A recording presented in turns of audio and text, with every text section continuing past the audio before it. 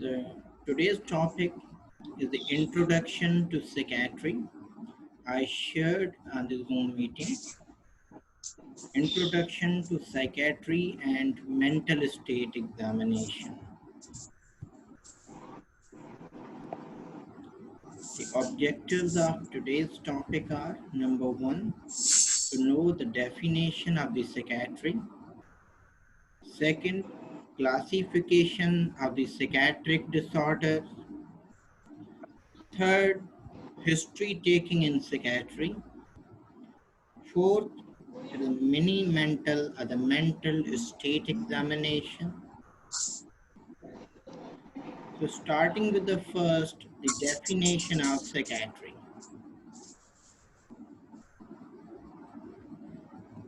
Psychiatry is a Greek term which means a mind healing. It deals with the study, diagnosis, treatment, and the prevention of the mental disorders.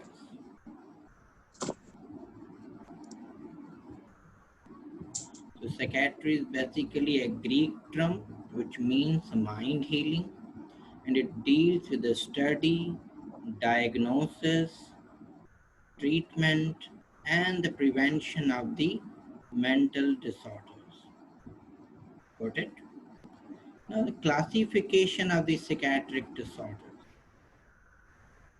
The psychiatric disorders are divided according to the type of the disease. The first and the most common are the anxiety disorders. Number two is the affective or the mood disorders. Number three, the somatoform disorders. Four, you are dealing with the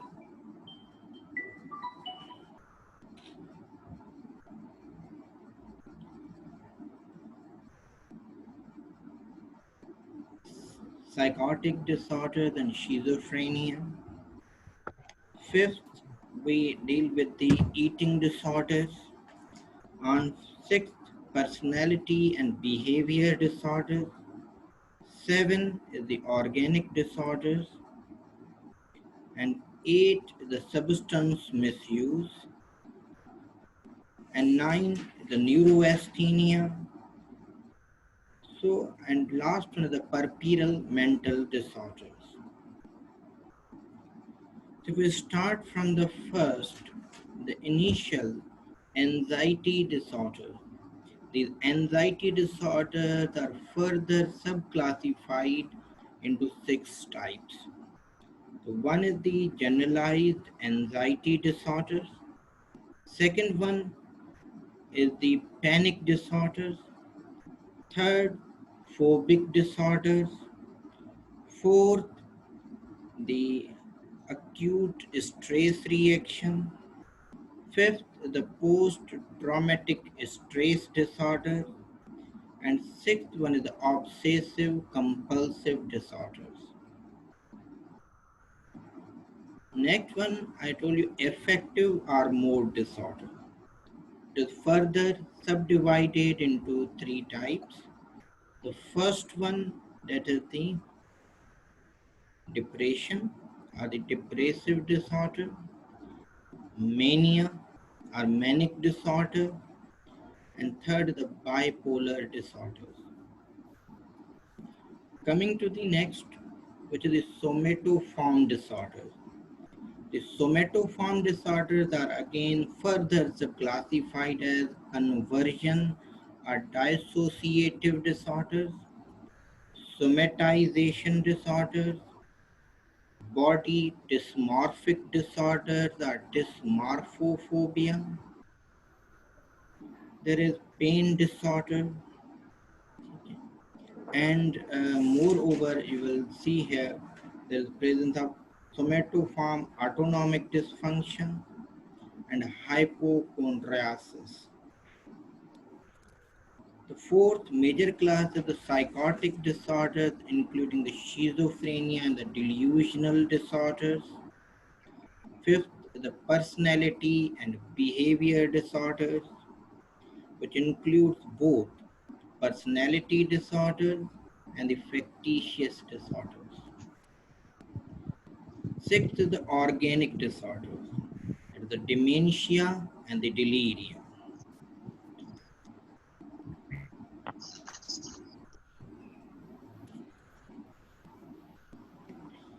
Then you move for substance misuse. It includes alcohol misuse and the drugs misuse. And number 8, we discuss the eating disorder. That is anorexia nervosa and bulimia nervosa. 9 is the neuroasthenia. And 10th one is the puerperal mental disorder. And in puerperal mental disorders includes the maternal blues, maternal psychosis, and the maternal depressive disorders. These are all the classification of the psychiatric disorder and the name of the psychiatric diseases. We are going to deal with the anxiety disorders, affective or mood disorders, somatoform disorders, and the psychotic disorders, including schizophrenia, only in the coming 4 months. Moving to a third objective, that is the history taking in psychiatry. History taking in psychiatry is very similar to history taking in general medicine or general surgery, pediatrics, but with a very few or the minor changes. So the major headings are same. You have to take the biodata, you have to take the presenting complaint, the history of the presenting illness, then you move for the family history, then the personal history.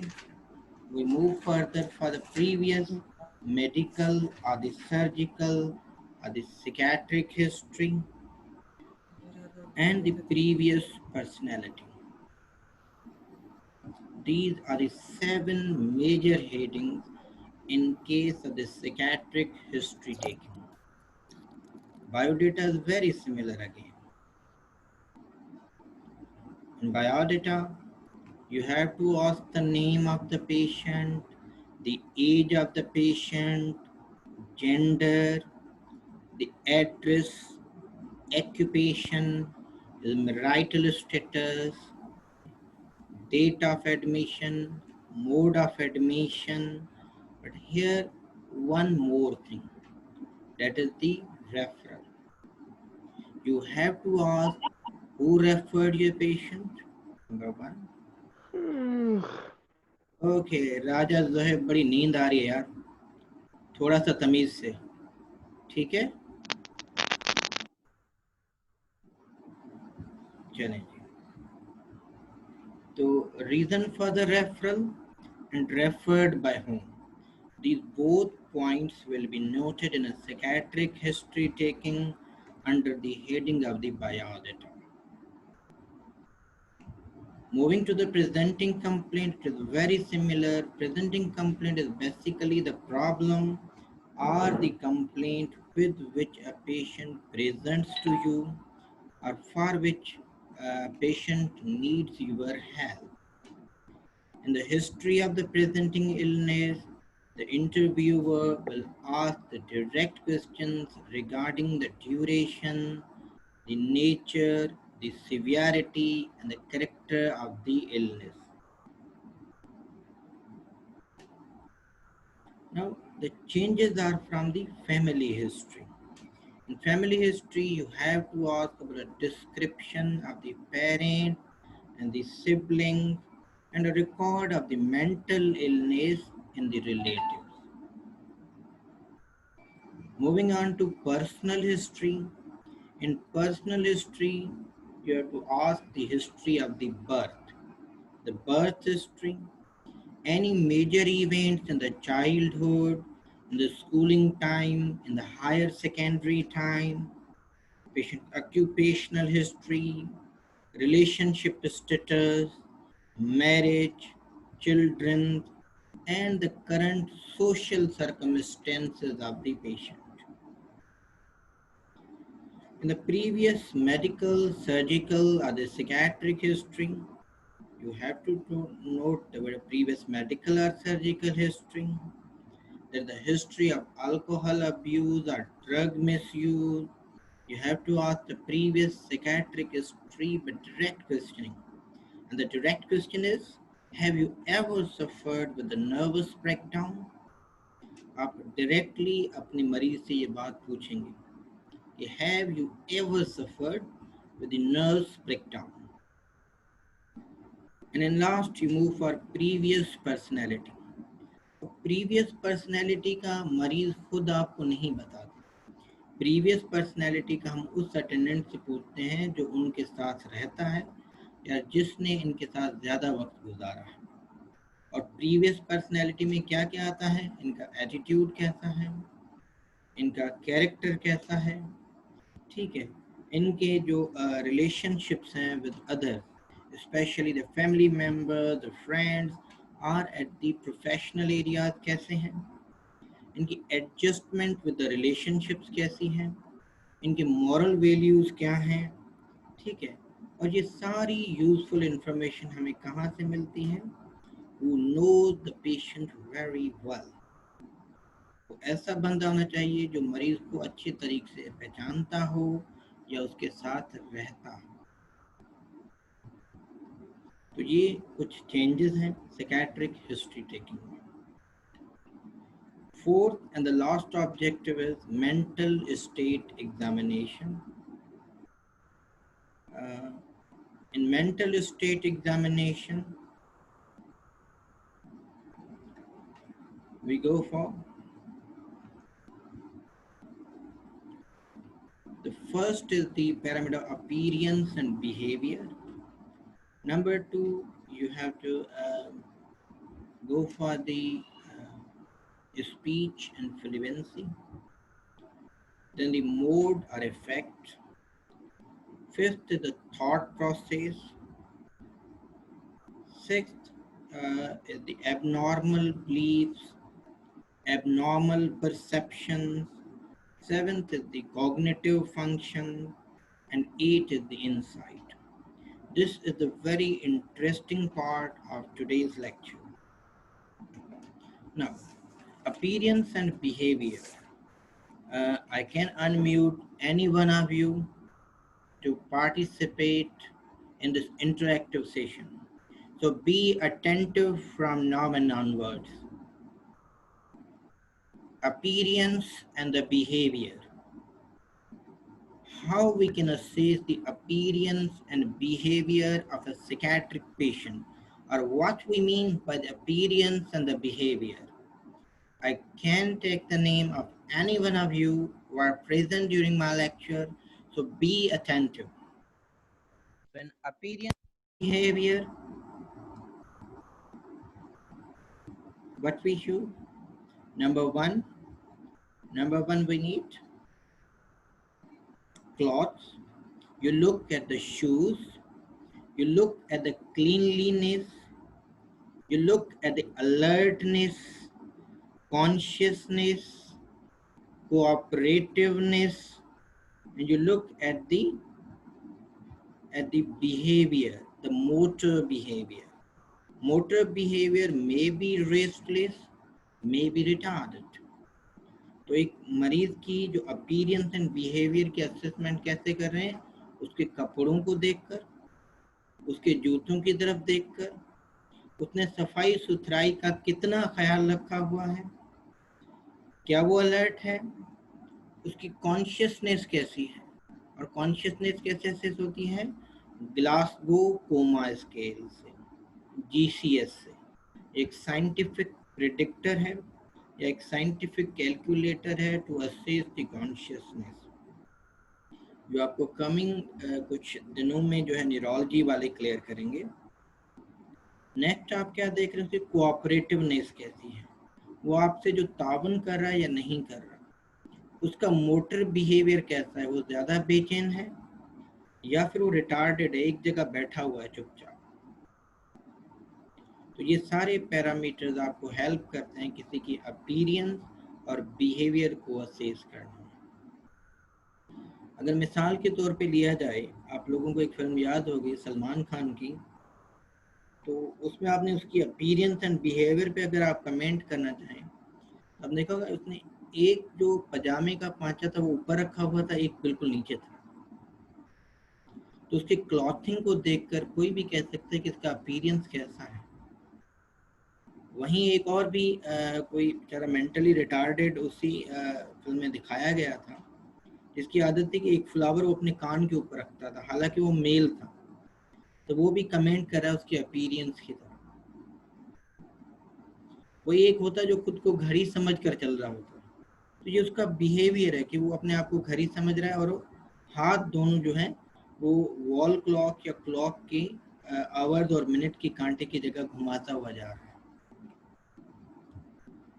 Next हमने बात की कि उसके effect के या mood को आप कैसे असेस करेंगे। तो मूड को आप असेस कैसे करते हैं? मूड को आप असेस करते हैं उसके पोस्चर से, उसके फेशियल एक्सप्रेशन से और उसके मूवमेंट से। ये आप जज करते हैं। दिस इज जज by the posture, the facial expression and the movements. पर आप उससे डायरेक्ट क्वेश्चनिंग भी कर सकते हैं। जैसे सबसे पहला क्वेश्चन आपने कर ही दिया कि are you feeling sad, are depressed और loss of the pleasure.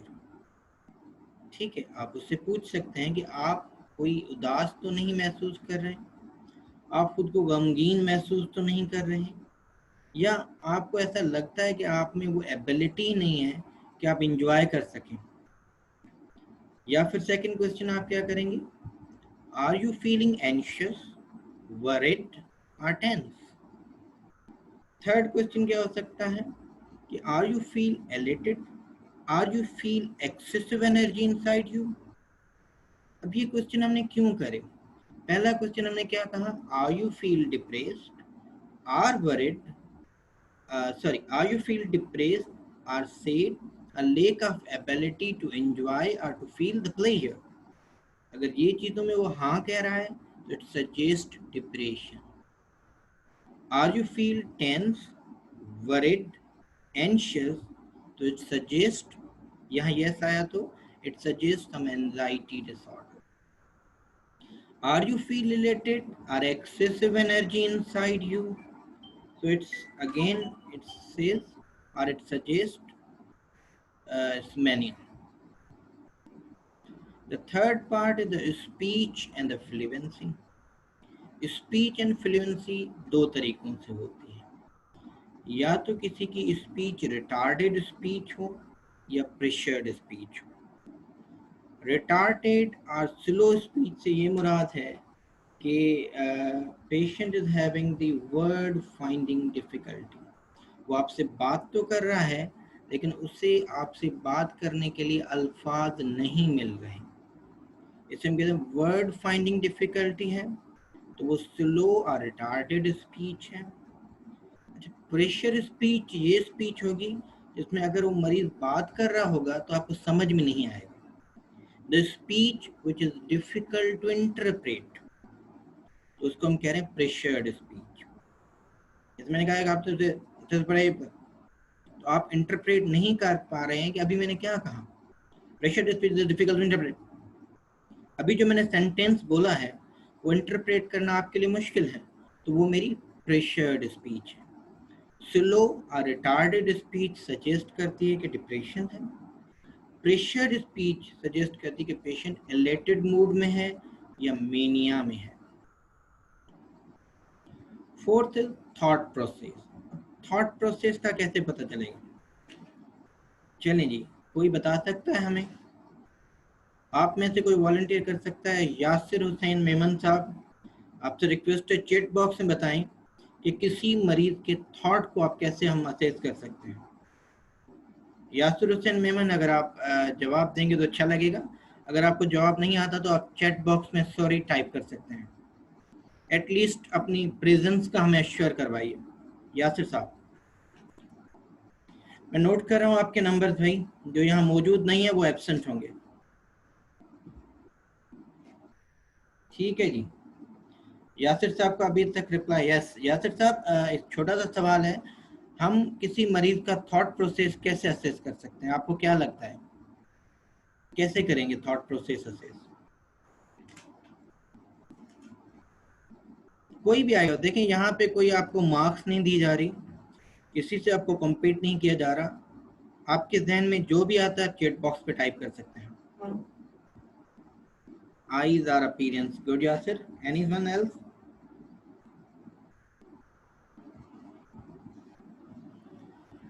Basically okay, or talk with them. देखें ये जो मेंटल स्टेट एग्जामिनेशन है, इस सारे में हम बात ही कर रहे हैं ना उनसे।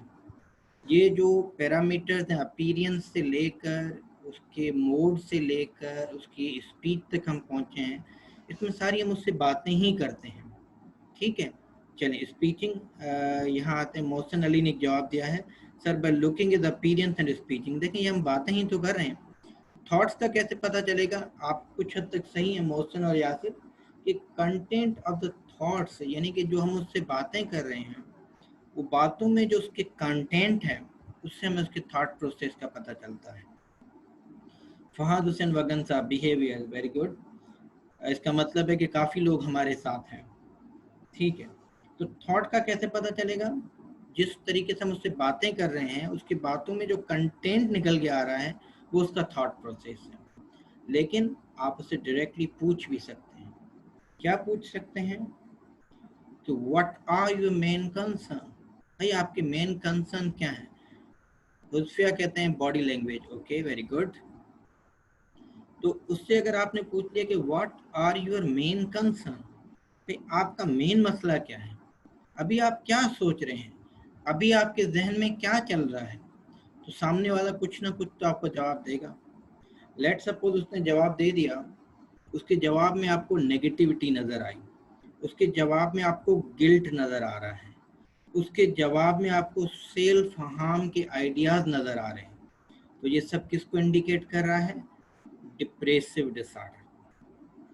अगर उसके जवाब में ये आता है कि भाई लेट सपोज डॉक्टर सुनील ये समझते हैं कि मैं तो खुदा का एक अनमोल तोहफा हूँ और मुझे खुदा ने किसी फुर्सत में स्पेशल क्वालिटीज़ के साथ बनाया है और मैं आप सबसे बहुत बेहतर हूँ और गॉड गिफ्टेड हूँ, बहुत पावरफुल हूँ, बहुत एम्पावरमेंट है मेरे पास, तो इससे आप क्या समझते हैं कि मैं मैनिक हूँ? ये मैनिक डिसऑर्डर है।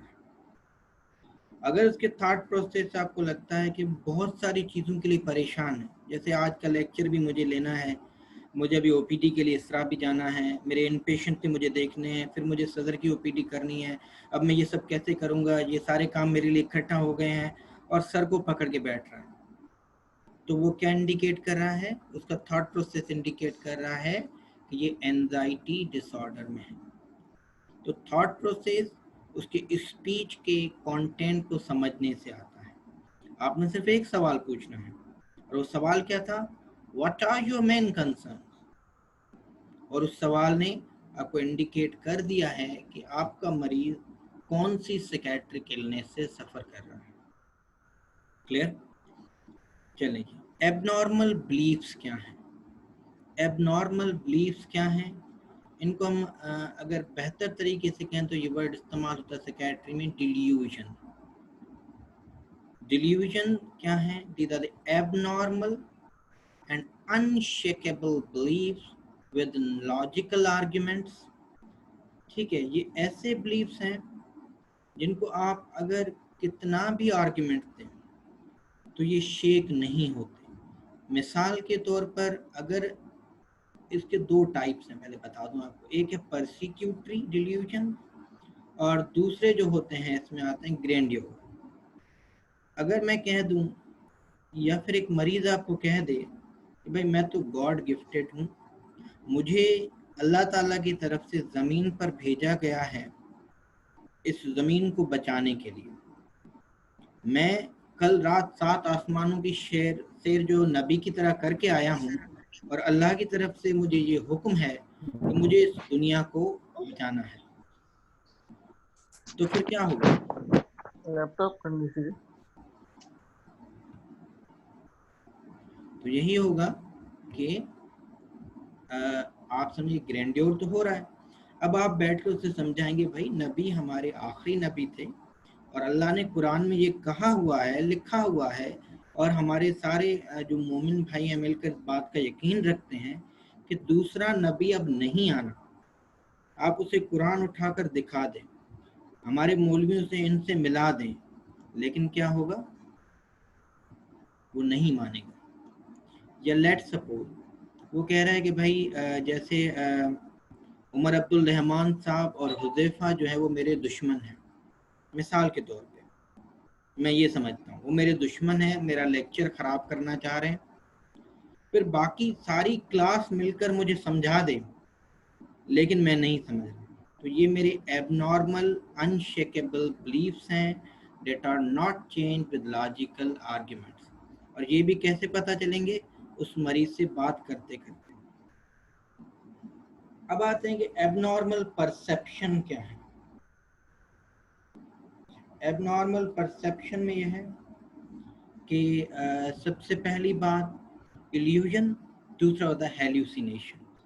अब इल्यूजन क्या है, आप बहुत कॉमनली वर्ड यूज करें भाई, थोड़ा जल्दी से हम अगले 10 मिनट्स में हमें कंप्लीट भी करना है, कोऑपरेट करें। व्हाट इज इल्यूजन, ये वर्ड आप बहुत कॉमनली इस्तेमाल करते हैं अपने पास। एनीवन, शौकत साहब 148, क्या आप हमें गाइड करेंगे व्हाट इज इल्यूजन? मुझे लगता है शौकत साहब हमारे साथ हैं, तो आप प्लीज हमें बताइए। अब्दुल मन्नान साहब, क्या आप हमें गाइड करेंगे व्हाट इज इल्यूजन? आपके जहन में क्या आता है इल्यूजन को लेकर, क्या है इल्यूजन? नहीं आ रहा किसी को भी, चलें जी, वेरी गुड। एक मिनट, ओके, जवाब आ रहा है मोहम्मद आसिम की तरफ से, false ideas. Okay, Yasir Hussain Memon कहते सर एनी रॉन्ग परसेप्शन। हाँ वही तो बात कर रहे हैं हम, परसेप्शन तो है, एबनॉर्मल परसेप्शन है। नज़र का धोखा, गुड। इल्यूजन, आई को धोखा हो जाए, सही है उमर साहब। चलें जी, इसको हम क्लियर करते हैं। इल्यूजन इज बेसिकली क्या होता है कि abnormal perception of the real stimuli. देखिए रियल स्टिमुलाई हमारे पास है, लेकिन उस रियल स्टिमुलाई को हम जो परसेप्ट कर रहे हैं वो एबनॉर्मल कर रहे हैं। ओके, फहाद हुसैन कहते हैं misinterpreted perception of senses. Shafiq Soomro, false appearance. Okay, वहम कह रहे हैं एहसान जब्बार साहब, सही है। तो क्या है, जैसे अगर बाहर दरख्त है, किसी को इल्यूजन ये हो रही कि वो दरख्त नहीं है, वहां एक आदमी खड़ा है एक्स लेकर और हमें मारने आ रहा है। तो दरख्त तो है, रियलिटी में क्या है, वो दरख्त ही है, लेकिन एबनॉर्मल परसेप्शन उसकी क्या है रियल स्टिमुलाई की, कि वो एक आदमी है जो एक्स लेकर खड़ा है। तो ये हो गया इल्यूजन, और इल्यूजन अगेन स्पीच से ही पता चल रहा है उनके। अब हेल्यूसिनेशन क्या है? हेल्यूसिनेशन में abnormal perception of the object when no such object is present. यहाँ पे कोई ऑब्जेक्ट नहीं है लेकिन वो परसेप्ट हो रहा है। कॉमनली ऑडिटरी हेल्यूसिनेशन होती हैं और विजुअल हेल्यूसिनेशन। ऑडिटरी हेल्यूसिनेशन से क्या मुराद है, कान में आवाज़ों का आना, हकीकत में वो आवाज़ें नहीं होती लेकिन आपके कान में आवाज़ें आ रही हैं। विजुअल हेल्यूसिनेशन से क्या मुराद है, किसी चीज़ों का दिखना, कुछ लोगों का दिखना, कुछ अल्फाजों का दिखना, और हकीकत में वो अल्फाज या वो लोग वहाँ पर नहीं हैं। तो इल्यूजन में कोई ऑब्जेक्ट है, उसकी परसेप्शन फॉल्स है। हेल्यूसिनेशन में वो ऑब्जेक्ट वहाँ है ही नहीं लेकिन उसको परसेप्ट कर रहे हैं।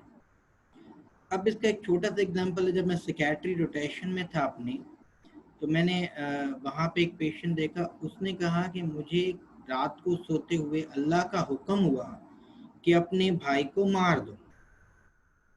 उसके कान में ये आवाज़ आई, हालांकि वो आवाज़ नहीं थी, ये ऑडिटरी हेल्यूसिनेशन थे उसको। और जब वो उठा तो उसको सामने कुरान की एक आयत नज़र आई और आयत के नीचे नज़र आया अल्लाह का हुक्म कि अपने भाई को मार दो। तो वो हकीकत में तो नहीं था, वो क्या था, वो विजुअल हेल्यूसिनेशन थे उसके। और जब उसने वो एक्ट कर लिया, वो उसका एबनॉर्मल मोटर बिहेवियर था, उसने अपने भाई के ऊपर कातिलाना हमला भी कर लिया, वो एबनॉर्मल मोटर बिहेवियर था। उसको हम आगे चल के देखेंगे। तो इल्यूजन और हेल्यूसिनेशन क्लियर है, एबनॉर्मल परसेप्शन में दोनों। आ जाते हैं कॉग्निटिव फंक्शंस पे, सेवेंथ स्टेप। कॉग्निटिव फंक्शन हम असेस करते हैं 4 तरीकों से, कंसंट्रेशन से, ओरिएंटेशन से, इंटेलेक्चुअलिटी से और मेमोरी से। क्वाइन, क्वाइन आप याद रखते हैं, COIN, यहाँ आप याद रखें coin, COIN, concentration C, O for orientation, I for intellectuality and M for memory. अब कंसंट्रेशन के लिए हम कहते हैं सीरियल 7 टेस्ट।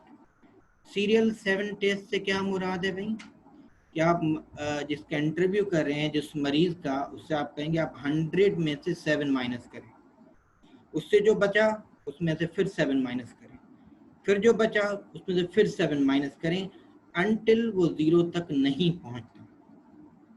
इससे आप उसकी कंसंट्रेशन को असेस कर रहे हैं। ये सीरियल 7 टेस्ट, अपनी अपनी भी असेस कर लीजिएगा यार। ओरिएंटेशन हम कैसे चेक करते हैं, 3 चीजों से, टाइम, प्लेस और पर्सन। सबसे पहला सवाल होगा मरीज से क्या, कि इस वक्त क्या टाइम हो रहा है, दिन है, शाम है, रात है। पर्सन यानी कि मैं कौन हूँ, आपके साथ जो आए हैं वो कौन है, आपके क्या लगते हैं, ठीक है। प्लेस, आप इस वक्त कहाँ मौजूद हैं, या आप कौन से शहर में रहते हैं, आप कौन से गांव में रहते हैं। तो ये ओरिएंटेशन असेस होगी। इंटेलेक्चुअलिटी का कोई खास ऐसा मकसद नहीं है उसको असेस करने का। इंटेलेक्चुअलिटी में जब भी हम देखते हैं तो क्या देखना चाहते हैं, कि मरीज हमारे क्वेश्चन को कितना ग्रेस्प कर रहा है, मरीज इंटरव्यूअर के क्वेश्चन को समझकर सही जवाब दे रहा है, क्या वो क्वेश्चन ग्रेस्प कर पा रहा है या नहीं कर पा रहा। अगर वो ग्रेस्प कर पा रहा है तो उसकी जो जवाब देने की फ्लुएंसी है वो कितनी तेज है। लास्ट है मेमोरी। मेमोरी तो 3 टाइप के, immediate memory, short term memory, long term memory. अब जो इमीडिएट मेमोरी क्या होगी, जैसे मैंने अभी कहा आपसे, अभी मैं रिपीट क्या करवा दूं कि इंटेलेक्चुअलिटी कैसे असेस करेंगे, तो मैं आपकी इमीडिएट मेमोरी को चेक कर रहा हूँ। शॉर्ट टर्म मेमोरी क्या है, अगर मैं आपसे पूछूं कि मैंने इल्यूजन और हेल्यूसिनेशन का जो डिफरेंस बताया था वो फिर से क्लियर करें, तो क्या हुआ, कि मैं आपकी शॉर्ट टर्म मेमोरी को चेक कर रहा हूँ। लॉन्ग टर्म मेमोरी में अगर मैं आपसे सर्जरी का कोई सवाल पूछ लूँ कि व्हाट इज हाइड्रेटेड सिस्ट और what is the cause of hydrated cyst, तो मैं आपकी लॉन्ग टर्म मेमोरी को चेक कर रहा हूँ। तो ये तीनों मेमोरीज आप चेक करेंगे मेमोरी वाले पोर्शन में।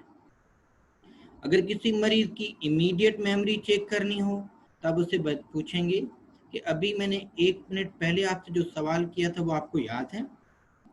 शॉर्ट टर्म मेमोरी चेक करनी है तो आप उसको कोई 3 चीज़ें दिखा दें, जैसे ये एक पेन है, एक स्टेथोस्कोप है, और ये मैं आपको एक फाइल दिखा रहा हूँ। कुछ देर डाइवर्ट करने के बाद आप उनसे पूछें कि मैंने आपको कुछ देर पहले जो 3 चीज़ें दिखाई थी उनको आप रिपीट कर दें। लॉन्ग टर्म मेमोरी में आप उनसे उनकी डेट